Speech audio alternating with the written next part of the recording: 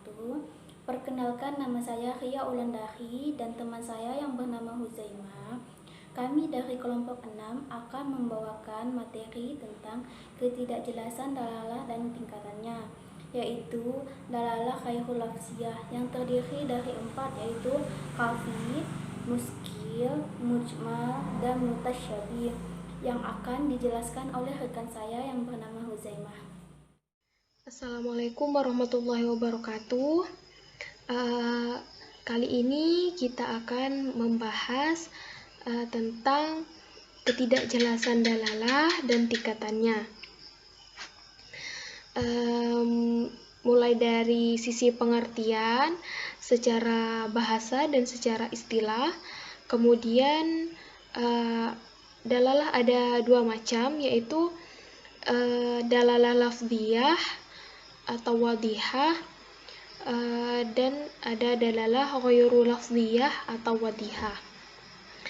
Nah, di sini kami akan menjelaskan tentang dalalah ghairu lafziyah atau wadihah, yaitu dalalah yang tidak jelas penunjukannya atas hukum. Nah, dalalah ini ada 4 macam, yaitu yang pertama ada khafi, yang kedua ada muskil, yang ketiga ada mujmal, kemudian yang keempat ada mutasyabih. Nah, lanjut. Nah, ini adalah tingkatannya. Ini sebenarnya tidak jelas semua, namun yang paling tidak jelas yaitu adalah mutasyabih, kemudian ada di atasnya mujmal, kemudian muskil, dan khafi. Nah, artinya dari 4 ini walaupun tidak jelas semua, tetapi khafi ini termasuk yang jelas di antara yang tidak jelas. Nah, yang paling tidak jelas yaitu mutasyabih. Mutasyabih. Nah, ini tingkatannya berdasarkan dilihat dari kejelasannya. Nah, kemudian kita lanjut. Nah, ini pengertian dalalah. Pengertian dalalah secara bahasa yaitu dalalah berasal dari bahasa Arab yang merupakan bentuk masdar dari dalla yadullu, yang berarti menunjukkan atau penunjuk. Nah, kemudian secara istilah yaitu penunjukan suatu lafadz, nas atau teks kepada pengertian yang mudah untuk dipahami, sehingga dengan pengertian tersebut dapat diketahui ketentuan yang dikandung oleh dalil, nas atau teks. Lanjut kita ke bagian yang pertama, yaitu khafi. Khafi yaitu lafadz yang dari segi penunjukannya kepada makna adalah jelas, namun ketidakjelasan muncul ketika menerapkan makna kepada kasus tertentu. Nah, contohnya pada ayat wasariqu wasariqatu faqta'u aydiyahuma. Adapun orang laki-laki maupun perempuan yang mencuri, potonglah tangan keduanya. Al-Quran Surah Al-Ma'idah ayat 38. Nah, pada kata wasariku, wasariqatu, ini sebenarnya jelas. Adapun orang laki-laki maupun perempuan yang mencuri, faqta'u aydiyahuma, potonglah tangan keduanya. Ini secara lafadz sudah jelas, tetapi ketidakjelasan ketika diterapkan kepada kasus yang lain, seperti misalnya apakah pencopet, apakah penjambret termasuk pada ayat wasariku wasariqatu ini. Ini dari sisi lafal penunjukan maknanya yang jelas, tetapi penerapan makna tersebut kepada kasus-kasus tertentu bisa jadi menjadi kurang jelas. Maka kemudian ini dinamakan dengan khafi.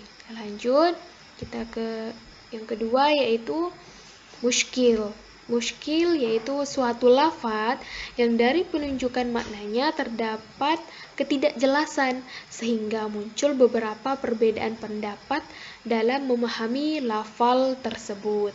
Nah, kalau khafi kan sebenarnya jelas. Nah, kalau muskil ini muncul mulai tidak jelas karena mengandung makna yang beragam. Nah, contohnya yaitu pada ayat wal mutallaqatu yatarabbasna bi anfusihinna salasata quru. Dan para istri yang diceraikan wajib menahan diri mereka menunggu 3 kali quru. Quran surah Al-Baqarah ayat 228. Nah, pada kata quru itu punya makna haid dan juga mempunyai makna suci. Jadi kan ini menjadi tidak jelas karena mempunyai makna yang berbeda. Jadi bisa bermakna suci dan juga bisa bermakna haid. Padahal kan haid sudah jelas berbeda dengan suci. Nah, lafal yang seperti ini namanya lafal yang dari sisi penunjukan atas maknanya termasuk lafal yang muskil. Nah, lanjut kita yang ketiga yaitu mujmal. Mujmal adalah suatu lafal yang mengandung makna secara global di mana kejelasan maksud dan rinciannya tidak dapat diketahui jika hanya dengan lafal itu sendiri. Nah, kejelasan tersebut hanya dapat dijelaskan dari sunnah-sunnah yang diajarkan oleh Nabi Muhammad SAW.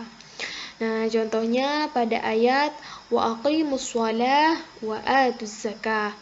Dan laksanakanlah sholat, tunaikanlah zakat. Al-Quran surah Al-Baqarah ayat 43.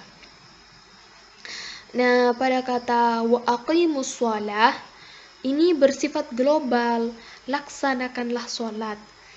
Tetapi bagaimana tata cara sholat itu tidak dijelaskan dalam lafal ini. Butuh penjelasan dari lafal yang lain atau kalimat yang lain atau penjelasan yang lain. Bagaimana tata cara sholat mulai dari takbiratul ihram sampai ke salam itu tidak kita temukan dalam Al-Quran, tidak kita temukan juga dalam rincian ayat yang ada di sini. Nah, maka ini termasuk dengan lafal yang mujmal. Nah, zakat juga seperti itu. Mungkin maknanya memang zakat, tetapi tentang bagaimana tata cara zakat, siapa yang memberikan zakat, siapa yang mengeluarkan zakat. Nah, rincian-rincian yang seperti itu butuh penjelasan yang lain. Nah, yang seperti ini dinamakan dengan lafal yang mujmal. Kemudian kita lanjut ke yang terakhir, itu mutasyabih. Mutasyabih yaitu suatu lafaz yang tidak menunjukkan kejelasan maknanya dan tidak pula ada dalil yang menjelaskannya. Nah, contohnya alif lam mim yasin dan alif lam mim shad. Nah, ini sebenarnya banyak contohnya, namun kami ambil 3 saja. Nah, pada huruf muqatta'ah seperti alif lam mim dan seterusnya, di kalangan ulama ada yang mengatakan ini ada maknanya. Tetapi sebagian besar ulama yang mengatakan ini termasuk ayat-ayat yang mutasyabih, ayat-ayat yang tidak jelas maknanya apa. Nah, penunjukan lafaz terhadap makna mutasyabih inilah yang paling tidak jelas di antara 4 tadi yang ada di dalalah ghairu wadhihah. Nah, sekian penjelasan dari saya. Assalamualaikum warahmatullahi wabarakatuh. Itulah penjelasan dari kelompok kami. Semoga teman-teman mengerti apa yang telah kawan kita sampaikan. Sekian dari kami. Wassalamualaikum warahmatullahi wabarakatuh.